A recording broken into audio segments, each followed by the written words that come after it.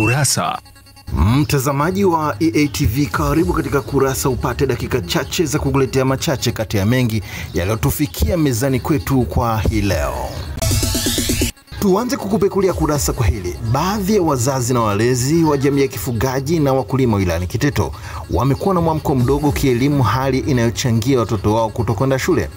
Wakizungumza na Kurasa, baadhi ya wazazi na wanafunzi hao wanakiri hali hiyo, huku akiomba mamlaka kuingilia kati. Lakini katika wilaya yetu tuliopo, watu wengi wakulima na wafugaji wako vijijini, na huko ambako kumekuwa na asilimia ndogo sana ambao wana mwamko katika elimu. Baadhi ya wanafunzi labda kwa maisha magumu, kwa hiyo wanaweza kupata vishawishi mbalimbali mtaani. Mtu anaweza labda ampe pesa, kwa hiyo inafanya yeye apate vishawishi na kusababisha mimba za utotoni, na baadhi ya wanafunzi kuacha shule. Mafanikio yetu kwa serikali siku mpaka sasa tunapata wani nyingi sana, sababu ni kwamba tuna miundombinu mizuri, walimu wa kutosha, madarasa ni mazuri. Kuwapongeza kwa juhudi nzuri walimu wetu, lakini pamoja na wanafunzi kwa bidii. Umesema wenyewe katika mtihani uliopita kwenye risala ni kwamba kwa wale wa kidato cha 5 100% walifaulu. Tuendelee na Kurasa. Katika kupambana na uharibifu wa mazingira, wananchi mkoani Ruvuma wamekopeshwa majiko ya umeme yanayotumia nishati safi. Shirika la umeme Tanzania TANESCO kupitia ofisi yake ya mkoa wa Ruvuma limeanzisha mpango huo maalum wa kuwakopesha wateja wapya majiko hayo. Hivyo angalia, nimeona gharama ni nafuu kwa sababu gharama ni ndogo. Kwa uniti moja naweza nikapika hata vyakula 2, 3, lakini mkao naweza kununua 2,000 au 1,000. Ukatumia tu chakula kimoja na kuongezea tena mwingine usitoshe. Kwa kweli ni kwa ushauri mzuri tu tuwe tumebadilika, tutumie majiko ya umeme kwa sababu ya kupunguza kasi ya ukataji miti ovyo. Kwa hiyo tunamkonektia mteja umeme, lakini tunataka apikie huo umeme. Na tumeweza kumkopesha jiko letu ambalo ni pressure cooker, jiko ambalo limefanywa utafiti na watu wa TANESCO. Lenye jiko ni zuri, linatumia umeme mdogo sana jikoni, chini ya uniti moja kupikia kwa siku.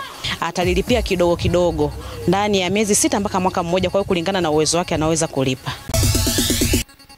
Tumalizie Kurasa kwa hili. Baadhi ya wakazi wa manispaa ya Bukoba mkoani Kagera wameitaka serikali kuimarisha usimamizi wa maeneo ya mipaka na maeneo yote yanayotumiwa na wahamiaji haramu ili kulinda usalama wa nchi wakati huu kuelekea uchaguzi mkuu. Wito huo unakuja ikiwa ni siku chache baada ya idara ya uhamiaji mkoani Kagera kutangaza kukamatwa kwa wahamiaji haramu 2387 waliokuwa wanaishi nchini kinyume cha sheria.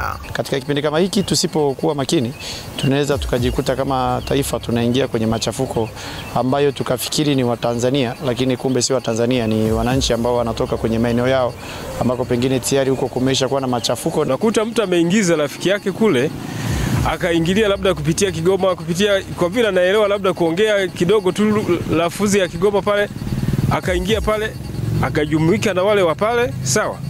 Sasa bila kufuatilia vizuri, serikali wenyewe watakuwa wamedilea. Sisi kwa ujumla tuweze kushikamana, kutoa ushirikiano, na sisi tuwe mabarozi wazuri ili tuweze kujilinda sisi wenyewe. Kwa hiyo mnaweza mkaona idadi ilivyo kubwa. Hawa walio wengi kiacha hawa Uingereza na wa China ambao wao walikuwa na vibali ambavyo vimeisha, kwa hiyo walihalalisha. Wengine wote tuliwaondoa. Ni kwamba sisi kama wahamiaji tumejipanga. Hatutaruhusu kwa namna moja au nyingine mgeni yoyote kuingilia uchaguzi wetu.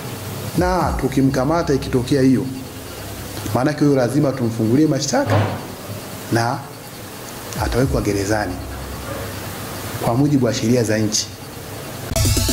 Tumekufungulia na kukufungia Kurasa kwa hayo machache kati ya mengi yaliyotufikia mezani kwetu Jumapili ya leo. Tafadhali usikose kufuatilia Kurasa hapo kesho. Kwa niaba ya wale wote walioshiriki kukuletea Kurasa, mimi ni Samson Charles. Endelea kuenjoy vipindi bomba na makini sana kupitia hapa East Africa TV.